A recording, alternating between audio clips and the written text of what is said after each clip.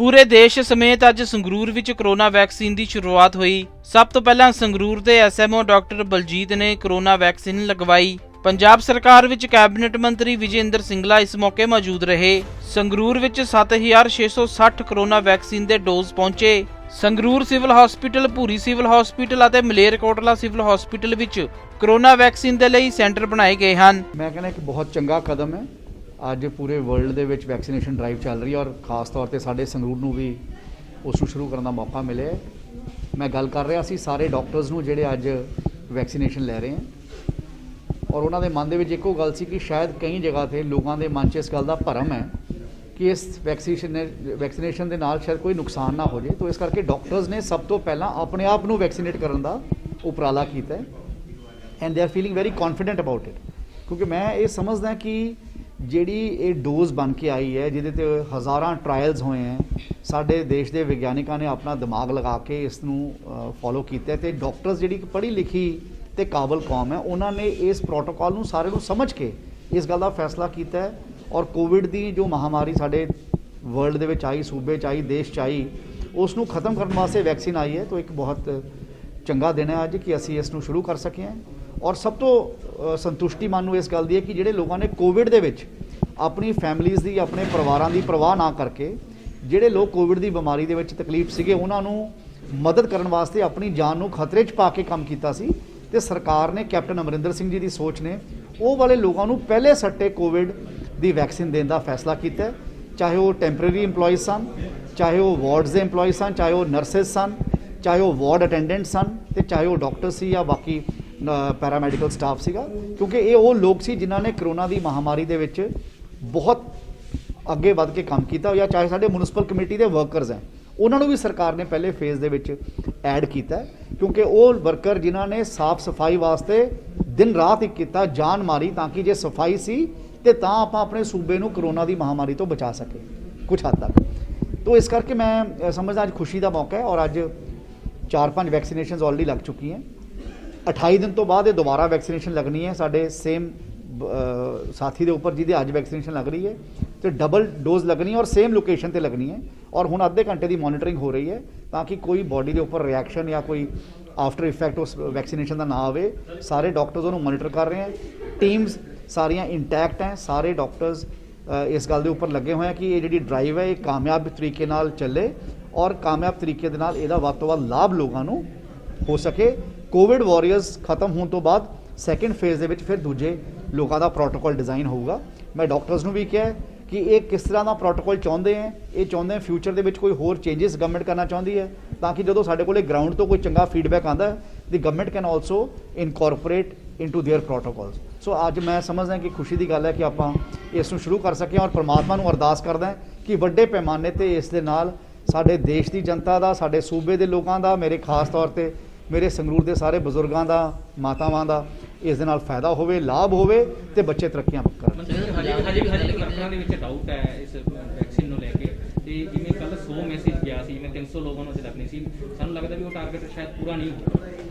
नहीं, मैं वही कह रहा कि मैं खुद डॉक्टर्स नाल गल कर रहा सी। सो दे सैड कि असी सब तो पहला इस करके लगवाना चाहते हैं बिकॉज वी फील कॉन्फिडेंट कि ये वैक्सीनेशन के नाल कोई तकलीफ नहीं होने वाली। ये वैक्सीनेशन बहुत तजर्बेकार लोगों ने और बहुत सारे क्लिनिकल प्रैक्टिकल एक्सपीरियंसिस ये होने तो बाद ये बहुत सारी इन्हां दे ट्रायल टेस्टिंग हुई है, उस तो बाद ये वैक्सीनेशन लगन वास्ते आई है। तो that's why doctors are willing to get this themselves vaccinated and इस करके साढ़े SMO साहब तो शुरुआत हुई है और साढ़े जिहड़े जिले के सारे बड़े डॉक्टर्स हैं वो अज अपने आप वैक्सीनेट करा रहे हैं। कोई भी चीज़ नवी आती है कई बार उस दे लई कई बार साढ़े मन च भरम हुंदा है तो it is only a matter of time and I am quite confident and I believe in our country's all those scientists, those who have tried and put their minds and brains to develop this kind of a vaccine and many thousand trials have happened. We had people from the WHO तो भी लोग आए हुए हैं इस गल monitor करने वास्ते और वो इसे करके आए हैं क्योंकि हज़ारां लोगों का ट्रायल होया, क्लिनिकल ट्रायल होया, उस तो बाद वैक्सीनेशन लगन वास्ते आई है। So I have full faith in all those people, those who have tried to contribute for this vaccination and I am quite confident कि आने वाले दिनों तुसी इस दे लोगों के कॉन्फिडेंस की रफ्तार भी वधूगी तो वैक्सीनेशन दे विच ज़्यादा तो ज़्यादा लोग आके ਹਿੱਸਾ ਲੈਣਗੇ। ਸਿੰਘ ਸਾਹਿਬ, ਪੰਜਾਬ ਦੇ ਵਿੱਚ ਕਿੰਨੀ ਕੁ ਗਿਣਤੀ ਦੇ ਕੁਆਂਟੀਟੀ ਦੇ ਵਿੱਚ ਜਿਹੜੀ ਵੈਕਸੀਨ ਪਹੁੰਚੀ ਹੈ ਜੀ? ਉਹ ਤਾਂ ਹਰ ਜ਼ਿਲ੍ਹੇ ਨੂੰ ਕੋਵਿਡ ਵਾਰੀਅਰਸ ਦੇ ਐਂਗਲ ਦੇ ਨਾਲ ਇਹ ਲਗਾਤਾਰ ਚੱਲੀ ਜਾਣਾ ਸੀ। You have to start. ਇੱਕ ਦਿਨ ਤਾਂ ਸਾਰੀਆਂ ਲੱਗ ਵੀ ਨਹੀਂ ਸਕਦੀਆਂ। ਜਿਸ ਤਰ੍ਹਾਂ ਪੁਨੀਤ ਜੀ ਨੇ ਕਿਹਾ ਹੈ ਕਿ ਅੱਜ ਜੇ 300 ਮੈਸੇਜ ਗਿਆ ਸੀ ਤਾਂ ਸ਼ਾਇਦ ਹਾਲੇ 100 ਲੋਕ ਆਏ ਹੈ, ਤੇ ਸਾਨੂੰ ਲੱਗਦਾ ਕਿ ਸ਼ਾਇਦ ਸ਼ਾਮ ਤੱਕ 300 ਲੋਕ ਨਾ ਆਉਣ। ਤੇ ਕੋਈ ਗੱਲ ਨਹੀਂ, ਜੇ ਅੱਜ ਨਹੀਂ ਆਣਗੇ ਕੱਲ੍ਹ ਆ ਜਾਣਗੇ। ਤੇ ਹੁਣ ਤੱਕ ਵੀ ਆਪਾਂ ਕਰੋਨਾ ਨਾਲ ਜੂਝ ਰਹੇ ਸੀਗੇ ਤੇ ਇੱਕ ਦਿਨ 'ਚ ਤਾਂ ਕੋਈ ਫਰਕ ਨਹੀਂ ਪੈਂਦਾ। ਤਾਂ ਉਹ ਡੋਜ਼ਸ ਬਣੀ ਜਾਣਗੀਆਂ, ਡਿਵਾਈਡ ਹੋਈ ਜਾਣਗੀਆਂ, ਆਈ ਜਾਣਗੀਆਂ। ਪਰ ਫਸਟ ਫੇਜ਼ ਦੇ ਵਿੱਚ ਆਪਾਂ ਕਰੋਨਾ ਵਾਰੀਅਰਸ ਦਿੱਤੇ हैं। ਉਸ ਤੋਂ ਬਾਅਦ ਨਵਾਂ ਪ੍ਰੋਟੋਕੋਲ ਸਰਕਾਰ ਵੱਲੋਂ ਡਿਜ਼ਾਈਨ ਹੋ ਕੇ ਆਊਗਾ। We will work it out. ਸਕੂਲਾਂ ਨੂੰ ਲੈ ਕੇ ਵੀ ਕੋਈ ਪਾਲਿਸੀ ਬਣਾਈ ਜਾਊਗੀ ਕਿ ਬੱਚਿਆਂ ਨੂੰ ਲੈ ਕੇ ਵੀ ਜਿਹੜੇ ਹੁਣ 5ਵੀਂ ਤੋਂ ਲੈ ਕੇ ਉੱਪਰ ਵਾਲੇ ਸਕੂਲ ਖੁੱਲ੍ਹੇ ਨੇ ਉਹਨਾਂ ਦੇ ਲਈ ਵੀ ਕੋਈ ਵੈਕਸੀਨ ਦਾ ਵੀ ਕੋਈ ਕੈਂਪ? ਮੈਂ ਕਿਹਾ ਕਿ ਉਹ ਦੈਟਸ ਵਾਟ ਆਈ ਸੈਡ ਕਿ ਇਹ ਗਵਰਨਮੈਂਟ ਪ੍ਰੋਟੋਕੋਲ ਡਿਸਾਈਡ ਕਰੂਗੀ। Let us finish with the corona warriors first.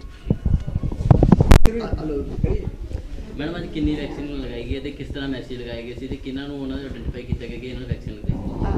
Sir, ਸਾਡੇ ਕੋਲੇ ਗਵਰਨਮੈਂਟ ਆਫ ਇੰਡੀਆ ਤੋਂ ਜਿਵੇਂ ਗਾਈਡਲਾਈਨਸ ਆਈਆਂ ਸੀ ਤੇ ਉਸ ਤੋਂ ਬਾਅਦ ਸਾਡੇ ਮਾਨਯੋਗ ਸੀਐਮ ਸਾਹਿਬ ਤੇ ਨਾਲ ਸਾਡੇ ਹੈਲਥ ਮਿਨਿਸਟਰ ਬਲਬੀਰ ਸਿੱਧੂ ਜੀ, ਜਿਵੇਂ ਸਾਨੂੰ ਉੱਪਰੋਂ ਗਾਈਡਲਾਈਨਸ ਆਉਂਦੀਆਂ ਗਈਆਂ, ਅਸੀਂ ਸਭ ਤੋਂ ਪਹਿਲਾਂ health care workers till grass root level ਦਰਜਾ 4 ਤੱਕ, ਆਸ਼ਾ ਵਰਕਰਸ, ਈਵਨ ਆਂਗਨਵਾੜੀ ਵਰਕਰਸ, ਸਾਰਿਆਂ ਨੂੰ ਅਸੀਂ ਇੰਕਲੂਡ ਕੀਤਾ। ਸਾਰਿਆਂ ਦਾ ਡਾਟਾ ਅਪਲੋਡ ਕੀਤਾ ਸੀਗਾ ਤੇ ਸਾਨੂੰ 7660 ਡੋਜ਼ਾਂ ਆਈਆਂ। 7900 ਦੇ ਕਰੀਬ ਸਾਡੀ ਰਜਿਸਟ੍ਰੇਸ਼ਨ ਸੀਗੀ।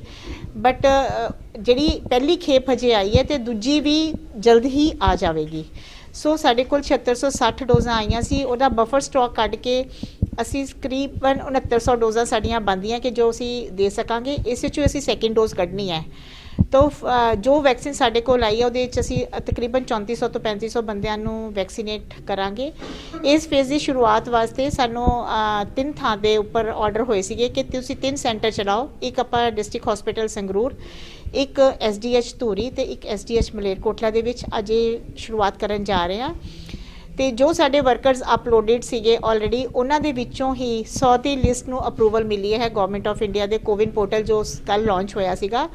ਕੋਵਿਨ ਪੋਰਟਲ ਦੇ ਉੱਪਰ ਉਹਦੀ ਲਾਂਚਿੰਗ ਹੋਣ ਤੋਂ ਬਾਅਦ ਸਾਡੇ ਜਿਹੜੇ 100 ਰਜਿਸਟਰ ਹੋਏ ਸੀਗੇ ਉਹਨਾਂ ਨੂੰ ਰਾਤੀ SMS ਚਲੇ ਗਏ ਸੀਗੇ ਕਿ ਅੱਜ ਟੀਕੇ ਦੀ ਸ਼ੁਰੂਆਤ ਹੋਣੀ ਹੈ ਤੇ ਤੁਸੀਂ ਜਿਸਨੇ ਸੰਗਰੂਰ ਪਹੁੰਚਣਾ ਸੀ ਉਸਨੂੰ ਸੰਗਰੂਰ ਦਾ ਐਡਰੈਸ ਆਇਆ, ਜਿਸਨੇ ਮਲੇਰਕੋਟਲੇ ਜਾਣਾ ਸੀ ਉਸਨੂੰ ਮਲੇਰਕੋਟਲੇ ਦਾ ਐਡਰੈਸ ਗਿਆ, ਜਿਸਨੇ ਧੂਰੀ ਜਾਣਾ ਸੀ ਉਸਨੂੰ ਧੂਰੀ ਦਾ ਮੈਸੇਜ ਗਿਆ। ਤੇ ਇਸ ਤਰੀਕੇ ਦੇ ਨਾਲ ਸਾਡੀ ਹੁਣ ਇੱਥੇ ਸਾਡੇ ਸਭ ਤੋਂ ਪਹਿਲਾਂ ਵੈਰੀਫਿਕੇਸ਼ਨ, ਜਿਵੇਂ ਇਲੈਕਸ਼ਨ ਕਮਿਸ਼ਨ ਦੇ ਵਿੱਚ ਆਪਾਂ ਵੋਟ ਪਾਉਣ ਜਾਂਦੇ ਹਾਂ, ਸਭ ਤੋਂ ਪਹਿਲਾਂ ਬੰਦੇ ਦੀ ਵੈਰੀਫਿਕੇਸ਼ਨ ਹੁੰਦੀ ਹੈ। ਉਹ ਸਾਡਾ ਜਿਹੜਾ ਵੈਕਸੀਨੇਟਰ ਆਫਿਸਰ 1 ਹੋਮਗਾਰਡ ਸਾਡੇ ਖੜੇ ਨੇ, ਉਹ ਉਹਨੂੰ ਪਹਿਲਾਂ ਪਹਿਚਾਣ ਉਹਨਾਂ ਦੀ ਦੇਖ ਕੇ ਫਿਰ ਉਹਨਾਂ ਨੂੰ ਅੰਦਰ ਭੇਜਦੇ ਹਨ। ਸਾਡਾ ਫਿਰ ਕੰਪਿਊਟਰ ਆਪਰੇਟਰ ਬੈਠਾ ਜਿਹੜਾ ਕੋਵਿਨ ਐਪ ਦੇ ਉੱਪਰ ਉਹਦਾ ਨਾਮ ਵੈਰੀਫਾਈ ਕਰਕੇ ਉਸਨੂੰ ਟਿਕ ਕਰਦਾ ਹੈ।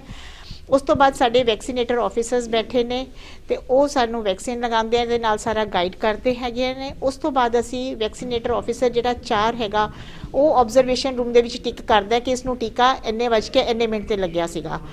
ਉਸ ਟਾਈਮ ਤੋਂ ਬਾਅਦ ਅੱਧਾ ਘੰਟਾ ਉਸ ਨੂੰ ਆਬਜ਼ਰਵੇਸ਼ਨ ਰੂਮ ਦੇ ਵਿੱਚ ਅਸੀਂ ਰੱਖਾਂਗੇ ਤੇ ਜੇ ਕੋਈ ਹੋ ਜਾਂਦਾ ਤੇ ਸਾਡੀ AFI ਟੀਮਸ ਤੇ ਸਾਰੇ ਨੋਡਲ ਆਫਿਸਰਸ ਤਿਆਰ ਹੈਗੇ ਆ ਕਿਸੇ ਵੀ ਇਵੈਂਚੁਅਲਿਟੀ ਲਈ।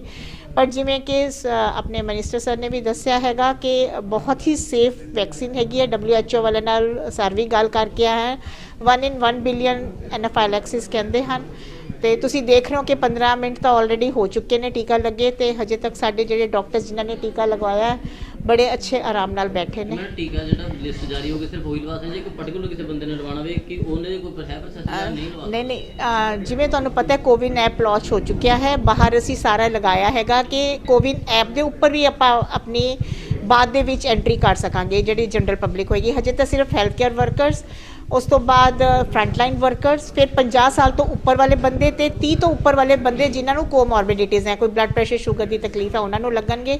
ਤੇ ਉਸ ਤੋਂ ਬਾਅਦ ਜਿਵੇਂ ਜਿਵੇਂ ਰੂਲ ਆਊਟ ਹੋਏਗਾ ਤੇ ਉਵੇਂ ਅਸੀਂ ਦੱਸ। ਦੇਖੋ, ਇਸ ਤਰ੍ਹਾਂ ਕਿ ਵੈਕਸੀਨੇਸ਼ਨ ਤਾਂ ਚਲੋ ਐਕਸਪੈਕਟਡ ਹੀ ਸੀਗਾ ਕਿ ਇਹਨਾਂ ਦਿਨਾਂ ਦੇ ਵਿੱਚ ਆ ਜਾਣੀ ਹੈ, ਚੰਗੀ ਗੱਲ ਹੈ। ਔਰ ਮੈਂ ਸਮਝਦਾ ਕਿ ਵਧੀਆ ਐਫੀਸ਼ੀਐਂਟ ਤਰੀਕੇ ਨਾਲ ਜਿਹੜੀ ਵੈਕਸੀਨੇਸ਼ਨ ਹੈ ਉਹ ਦਿੱਤੀ ਜਾਣੀ ਚਾਹੀਦੀ ਔਰ ਫ੍ਰੀ ਆਫ ਕਾਸਟ ਦਿੱਤੀ ਜਾਣੀ ਚਾਹੀਦੀ ਹੈ।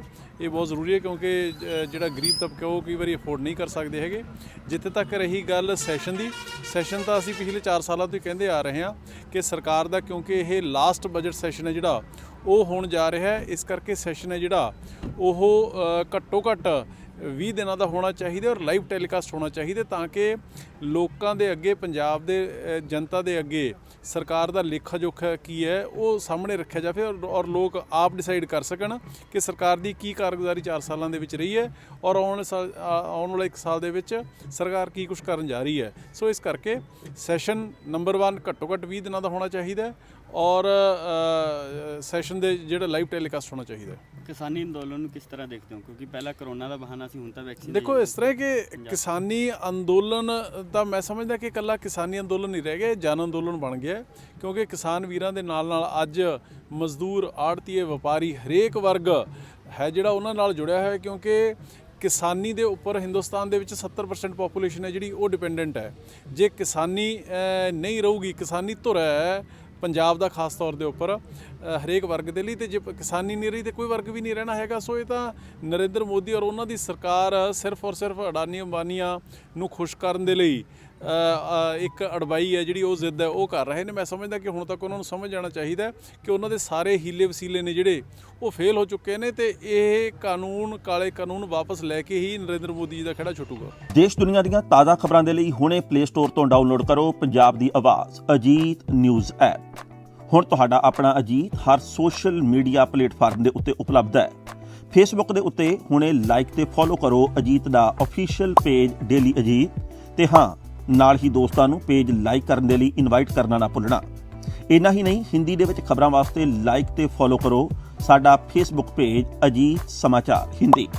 YouTube ਦੇ ਉੱਤੇ ਵੀਡੀਓ ਖਬਰਾਂ ਦੇਖਣ ਦੇ ਲਈ ਹੁਣੇ ਸਬਸਕ੍ਰਾਈਬ ਕਰੋ ਅਜੀਤ ਦਾ official YouTube channel Ajit web TV. ਤੁਹਾਡਾ ਆਪਣਾ ਅਜੀਤ ਹੁਣ ਟਵਿੱਟਰ ਤੇ ਇੰਸਟਾਗ੍ਰਾਮ ਦੇ ਉੱਤੇ ਵੀ ਉਪਲਬਧ ਹੈ। ਟਵਿੱਟਰ ਦੇ ਉੱਤੇ ਖਬਰਾਂ ਦੇ ਲਈ ਫੋਲੋ ਕਰੋ ਡੇਲੀ ਅਜੀਤ, ਤੇ ਇੰਸਟਾਗ੍ਰਾਮ ਦੇ ਉੱਤੇ ਖਬਰਾਂ ਦੇ ਨਾਲ ਵੀਡੀਓ ਦੇਖਣ ਦੇ ਲਈ ਫੋਲੋ ਕਰੋ ਬਲੂ ਟਿਕ ਵਾਲਾ ਸਾਡਾ ਅਫੀਸ਼ੀਅਲ ਚੈਨਲ ਡੇਲੀ ਅਜੀਤ। ਇੰਨਾ ਹੀ ਨਹੀਂ, ਅਜੀਤ ਦੇ ਵੀਡੀਓ ਹੁਣ ਤੁਸੀਂ ਐਪਲ ਟੀਵੀ ਦੇ ਉੱਤੇ ਵੀ ਵੇਖ ਸਕਦੇ ਹੋ, ਤੇ ਨਾਲ ਹੀ ਅਜੀਤ ਅਖਬਾਰ ਦਾ ਡਿਜੀਟਲ ਐਡੀਸ਼ਨ ਪੜ੍ਹਨ ਦੇ ਲਈ ਡਾਊਨਲੋਡ ਕਰੋ ਅਜੀਤ ਈ-ਪੇਪਰ ਐਪ। ਤੁਹਾਡਾ ਆਪਣਾ ਭਰੋਸੇਯੋਗ ਚੈਨਲ, ਤੁਹਾਡੀ ਆਪਣੀ ਆਵਾਜ਼, ਪੰਜਾਬ ਦੀ ਆਵਾਜ਼ ਅਜੀਤ।